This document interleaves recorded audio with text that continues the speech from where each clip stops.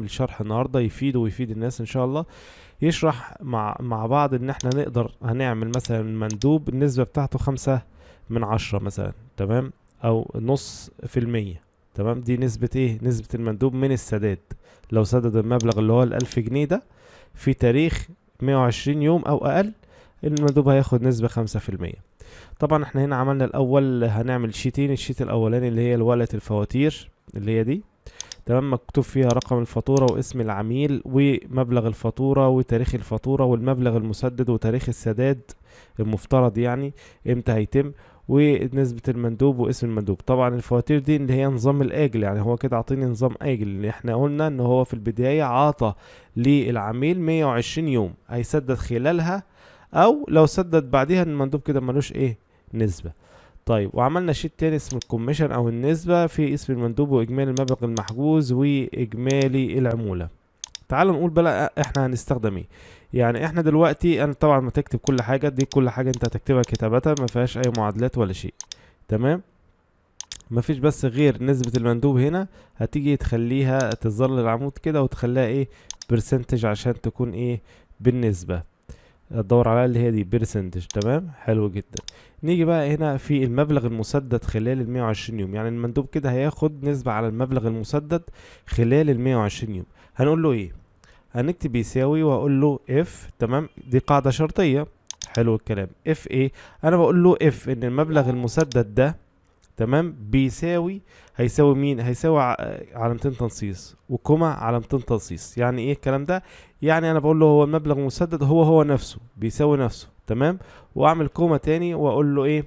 اف، ادخل معاه شرط زيادة. ايه هو الشرط الزيادة؟ بقول له داتا ديت، تمام، اف ديت اف. ايه هو اللي ديت اف؟ بقول له رقم، وافتح القوس بقى، اللي هو عندي تاريخ الفاتورة ده، حلو الكلام، جميل جدا، كوما تاريخ السداد اللي هو ده، جميل جدا، تمام. بناء على ايه؟ او اللي هو يعني القيمة اللي هيقيس عليها ايه؟ اضغط كوما واقول له العمود دي.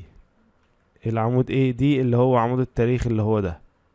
حلو الكلام. بعد كده اقفل له القوس كله، ماشي. وبقول لي هنا بقى كوما، لا مش هنضغط كوما بقى، هنكتب ايه؟ لو هو اصغر من التاريخ ده في خلاله، يعني اصغر من او بيساوي 120 يوم.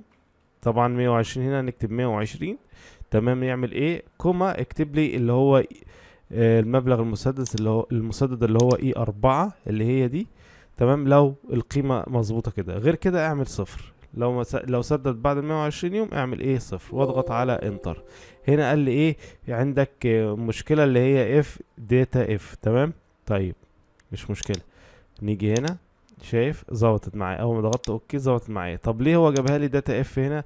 عشان طبعا داتا اف دي انا كنت كاتبها سمول، هو هنا حولها لي على طول ايه كابيتال، يبقى انت تكتبها كابيتال. يبقى نكتبها من جديد عشان الناس تبقى ايه واضحه معايا. ادي بتساوي اف، حلو الكلام. بقول له لما تلاقي ان المبلغ المسدد اللي هو ده ماله، هعمل يساوي واقول له علامتين تنصيص كوما علامتين تنصيص كوما. يعني لما تلاقيه هو مش هيختلف، مش بيساوي حاجه تاني، هتعمل ايه؟ اكتب اف، تمام، حلو الكلام. وبعد الاف هتعمل ايه؟ افتح لي قوس واكتب لي ديت بالكابيتال بقى، ديت اف بالكابيتال زي ما انا كاتبها كده، وتقفل وتفتح قوس تاني، تمام. نختار تاريخ الفاتورة، تمام، كوما التاريخ المفترض يسدد فيه، كويس جدا، كوما تاني، وبين علامتين تنصيص الايام بقى. دي يعني ايام، ام يعني مانث يعني شهور، يير يعني واي سنين. انا كده هكتب له ايه؟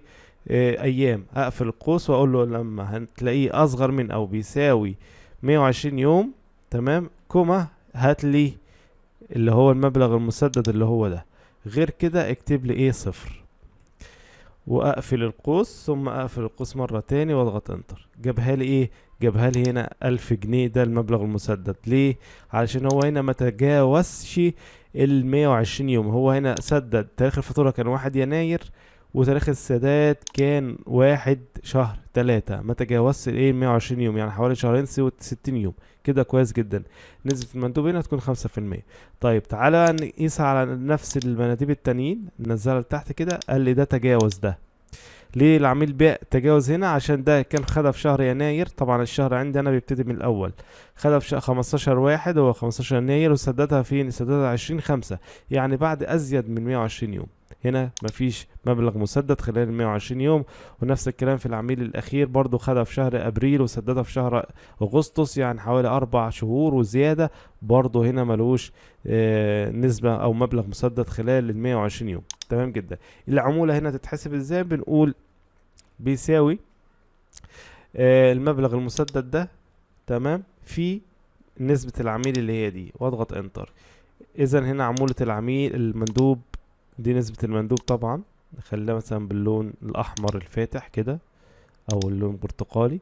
نسبة المندوب هنا 5%، يبقى ده هياخد من 1000 جنيه هياخد منها 50 جنيه عمولة. ده ملوش عمولة علشان ده عدى تجاوز 120 يوم. ده عمولته 75 جنيه، ده عمولته 62.5. ده ملوش عمولة عشان تجاوز 120 يوم. نيجي لاخر حاجة بقى، نحسب نسبة المناديب عموما. لو انت عندك اكتر من مناديب، انا عندي مندوب 1 و2 و3، لو انت عندك 10 هتكتب ال10 مناديب عادي.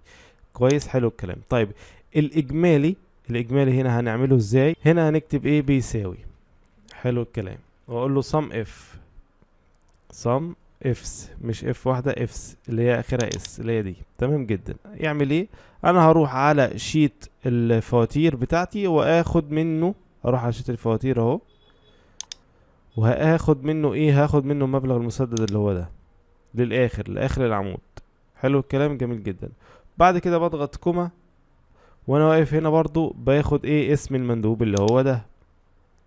حلو الكلام، جميل جدا. بعد كده بضغط كوما وارجع على الشيت الكوميشن بتاعي، او شيت النسبة بتاعتي، وهقول له ايه؟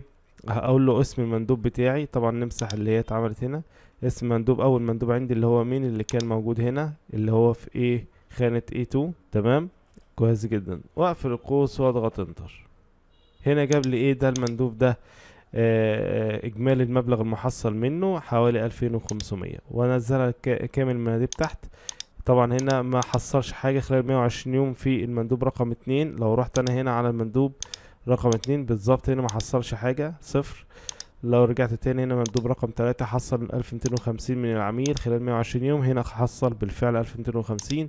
كويس جدا. تعالوا بقى نحسب اجمالي العمولة بتاعة المندوب. انا هنا قلت له ايه؟ انا هنا قلت له برضو sum if. تمام، يعني خلينا نكتبها لكم من جديد عشان تعرفوها.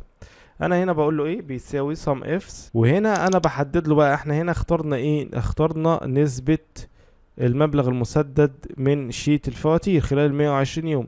لا بقى، احنا هنروح هنا وهقول له ايه؟ انا عايز العمولة دي، تمام، كلها، العمولة من اول هنا لحد هنا. حلو الكلام. وبعدين بضغط له على كوما. كويس. وبعدين بروح عايز ايه؟ اسم المناديب كلها من اول هنا لحد هنا. كويس جدا. بعد كده بضغط له على كوما. كويس. بعد كده برجع على الشيت بتاع الكوميشن واختار اسم المندوب الاولاني اللي هو هنا.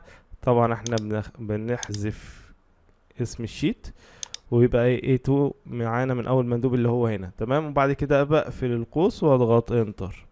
قال لي ده نسبته 120 جنيه 125 جنيه وهكذا، وده نسبته 0 عشان ما كانش فيه مبلغ مسدد، وده نسبته 62 جنيه عشان سدد 1250 جنيه وهكذا بقى. ودي تقدر من خلالها تعرف نسبة كل مندوب، تمام، نسبته او عمولته كام، طبعا بخلال الجدول الاول او الجدول التاني. هنا دي النسبة بس، بيجمع لك حسب اسم المندوب، يجمع لك هو حصل كام بناء ايه على شيت الفواتير.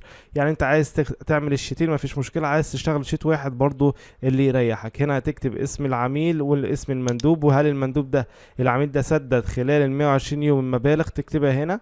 تمام. بعد كده هيطلع لك العمولة اوتوماتيك هنا بناء على اللي احنا عملناه والكلام اللي احنا شرحناه. كان معكم محمود جعفر من قناة محمود جعفر على اليوتيوب. سبحانك اللهم وبحمدك، اشهد ان لا اله الا انت، استغفرك واتوب اليك، والسلام عليكم ورحمة الله وبركاته.